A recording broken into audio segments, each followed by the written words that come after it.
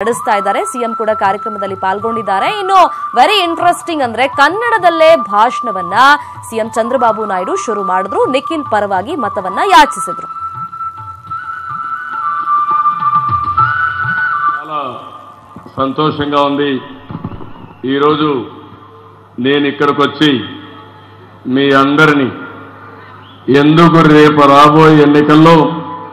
JDS అభ్యర్థుల్ని అదే మరి కాంగ్రెస్ అభ్యర్థులు గెలిపించాలను మిమ్మల్ని కోరడానికి వచ్చాను ఈరోజు మంచి వాతావరణం చూస్తున్నా చాలా ఉత్సాహంగా ఉన్నారు నాకు ఏ మాత్రం అనుమానం లేదు రాబోయే ఎన్నికల్లో మోడీ చిత్తుగా ఓడిపోవడం ఖాయం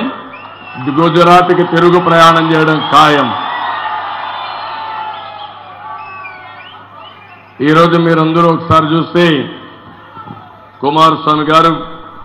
దేవేగౌడ గారిని ఒక్కసారి మీరు ఆలోచించాల్సిన అవసరం ఉంది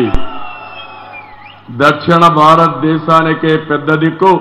దేవేగౌడ గారు అని చెప్పి కూడా నేను మీ అందరికీ విజ్ఞప్తి చేస్తున్నా ఈరోజు మీరు చూస్తే 1995లో ఆ రోజు ఆయన నాయకత్వం కింద పనిచేసే అవకాశం నాకు వచ్చింది ఆయన యునైటెడ్ ఫ్రంట్ చైర్మన్గా నేను కన్వీనర్గా ఉండి